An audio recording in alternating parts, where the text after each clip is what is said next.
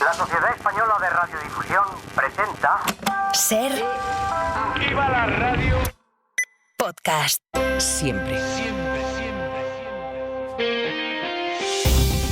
Las 8 de Hoy por Hoy en Ser Podcast. Hola, muy buenos días. Esta mañana les saludamos desde el Teatro Principal de Palencia, donde les hemos preparado un programa especial y desde donde vamos a repasar también la actualidad al final de una semana que nos ha dejado muchas cosas. Para empezar, Israel ha matado al líder de Hamás, considerado el cerebro de los atentados del 7 de octubre, y eso parece haber alimentado la expectativa, por lo menos en Washington, de que puede estar más cerca un alto el fuego. En Europa, la cumbre de líderes acabó ayer sin acuerdos, pero parece consolidarse el giro que endurece las políticas migratorias y que pone al gobierno de Meloni como el ejemplo a seguir. Y aquí en España, por difícil que parezca, se confirma que es posible que la polarización vaya a más.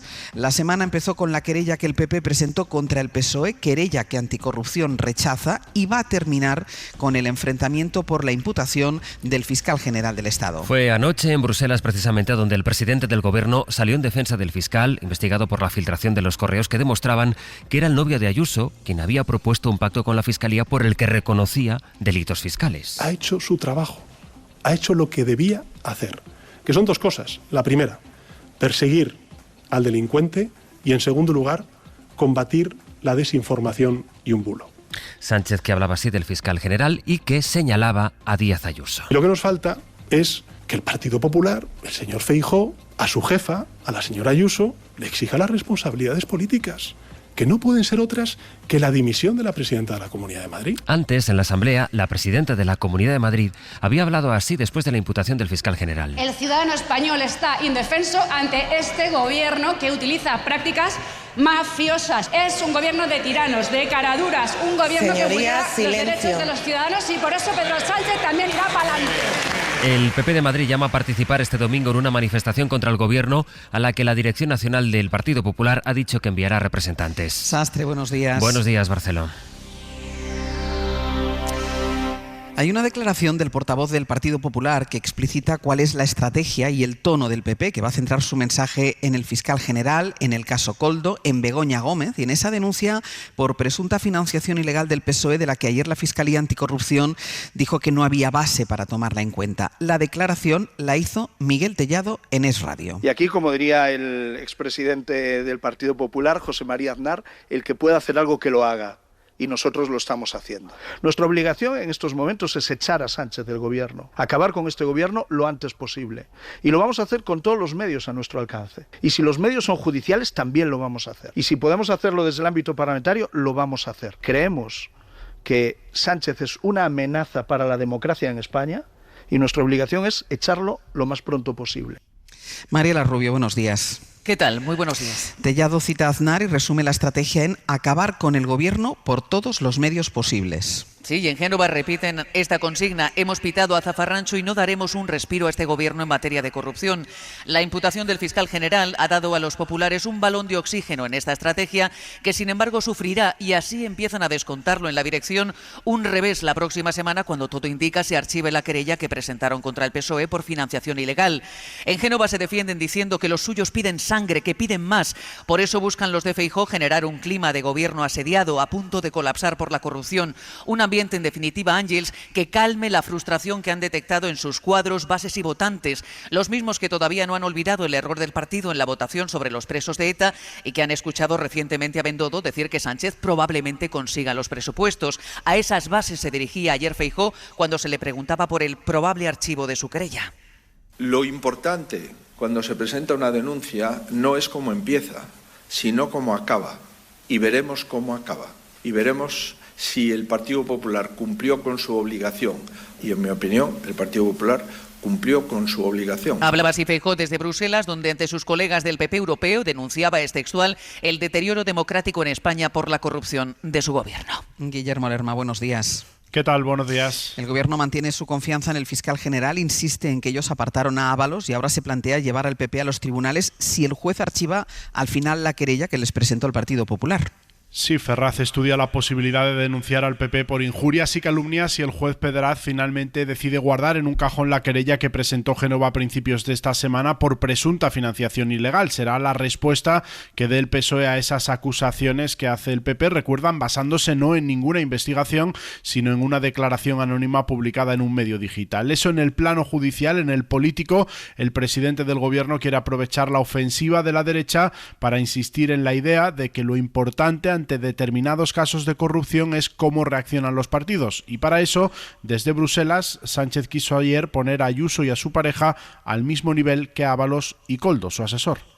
¿Cuándo el Partido Popular le va a pedir explicaciones y le va a exigir responsabilidades a la presidenta de la Comunidad de Madrid, que es pareja de un delincuente confeso, que ha defraudado Hacienda, como él mismo ha reconocido, y que además se ha lucrado y se ha enriquecido con las mascarillas durante la pandemia? Sánchez, que ayer, como el resto de su gobierno, cerró filas en torno a la gestión del fiscal general del Estado. Guille, Mariana, gracias. A vosotros.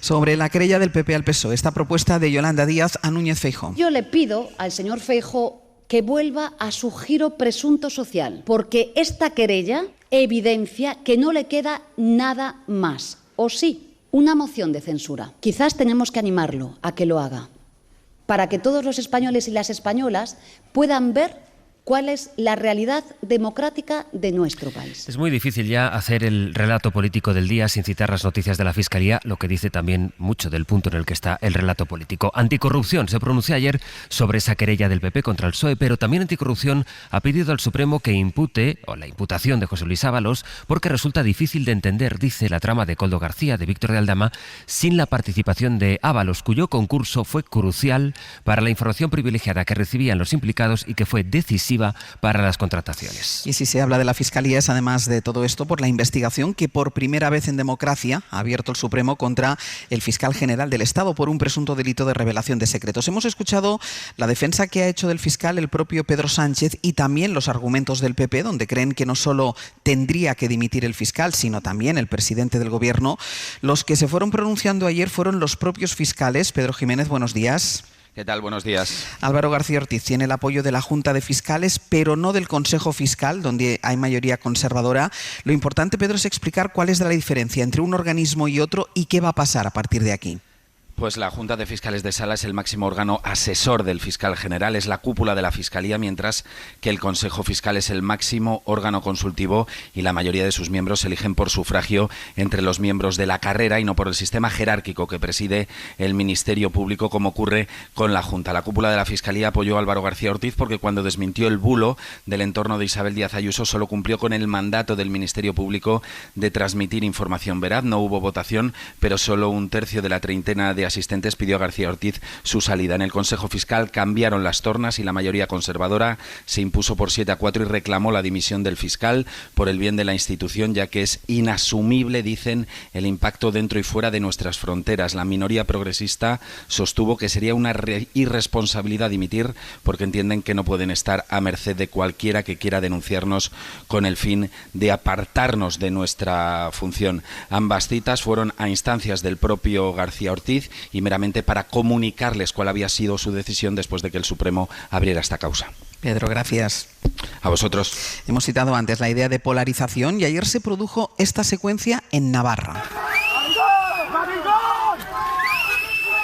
Fue el ministro del Interior, Grande Marlaska, a dar una conferencia a la Facultad de Comunicación de la Universidad de Navarra, en Pamplona, y un grupo de estudiantes empezó a gritarle y a insultarle. Maricón, le gritaban, entre otras cosas. De momento la universidad no ha tomado ninguna medida. Sonia Lamberto, buenos días. Buenos días, según de momento lo que está haciendo la universidad, según nos confirman, es revisar los vídeos que existen de ese momento para tratar de identificar a los autores y sí adelantan que la idea es abrir expedientes disciplinarios porque, como ha denunciado la propia rectora María Iraburu... Porque el insulto no tiene lugar en ningún ámbito, pero todavía menos en un ámbito universitario que está llamado a ser un espacio de diálogo, de respeto. Hechos que ocurrían precisamente a las puertas de la Facultad de Comunicación, donde en su interior, Marlaska, precisamente en su intervención, destacó la importancia del periodismo para combatir el discurso del odio. Y hoy va a hacer sol en la mayor parte del país, pero lo notable será la caída de las temperaturas, Jordi.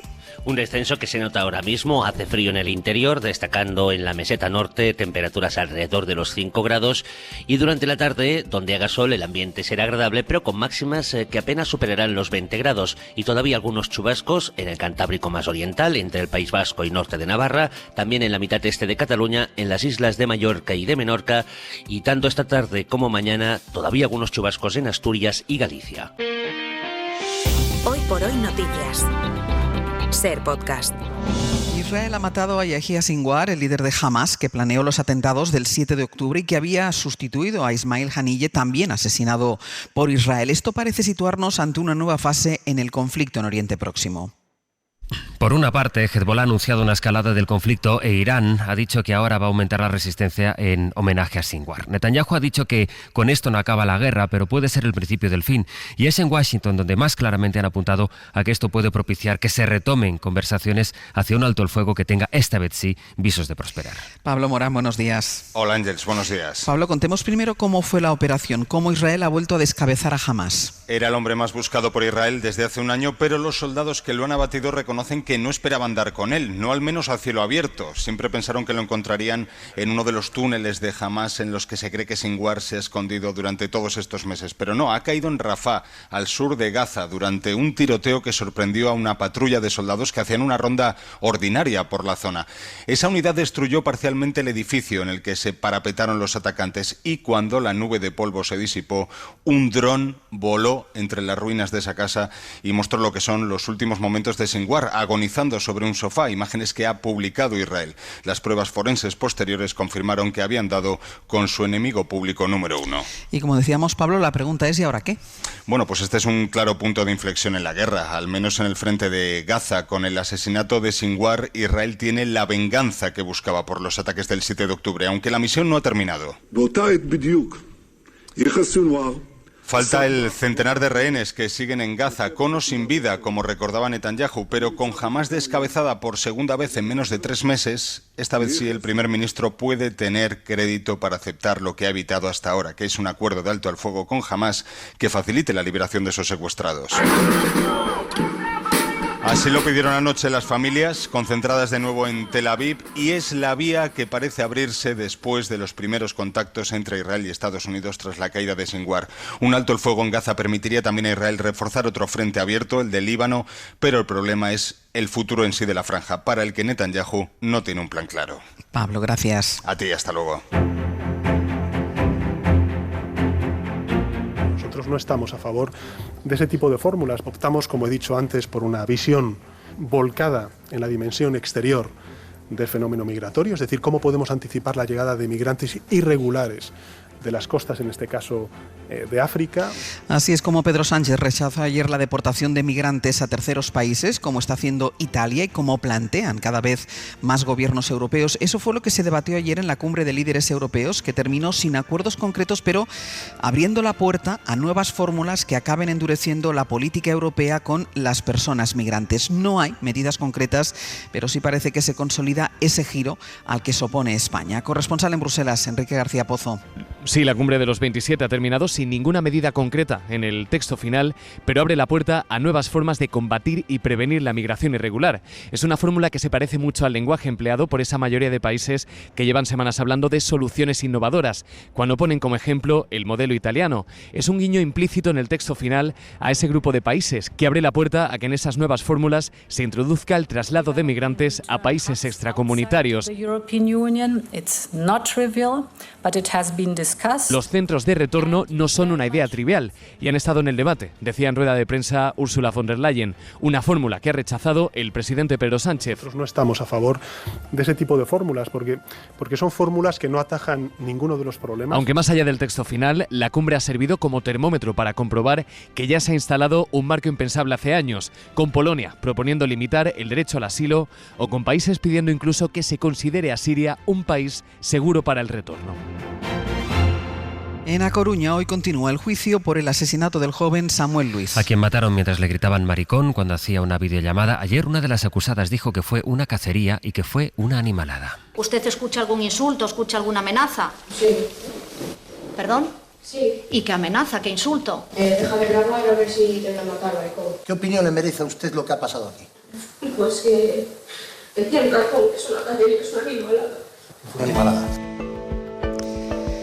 Es viernes, así que hasta ahora escuchamos la opinión de la directora del País, la opinión de Pepa Bueno. Pepa, buenos días. Buenos días, Ángels. Buenos días a todos. La decisión del Tribunal Supremo de encausar nada menos que al fiscal general del Estado para averiguar quién filtró un mail nos aboca a una serie de interesantes preguntas. Como probablemente ya saben, el mail iba sobre la confesión de fraude fiscal del novio de Ayuso y su propuesta a la Fiscalía de un pacto para librarse de la cárcel. Y las preguntas son: ¿daña a las instituciones el bulo del jefe de gabinete de la presidenta madrileña diciendo que fue el Ministerio Público el que propuso ese pacto? ¿Daña a las instituciones que el Supremo quiera matar moscas a cañonazos? ¿Las daña que el destinatario de ese cañonazo, fiscal general del Estado, siga en su puesto una vez encausado? ¿Sufren las instituciones cuando el portavoz parlamentario del PP, Miguel Tellado, dice que su objetivo es acabar con este gobierno lo antes posible, con todos los medios a su alcance, y si los medios son judiciales, también lo van a hacer? No sé qué pensarán de todo esto las delicadas almas liberales españolas. Y en 10 minutos desde Palencia, El Abierto. Con Ignasi Guardans, Berna González Harbour y Carlos Sánchez. Para no perderte ningún episodio, síguenos en la aplicación o la web de la SER, Podium Podcast o tu plataforma de audio favorita.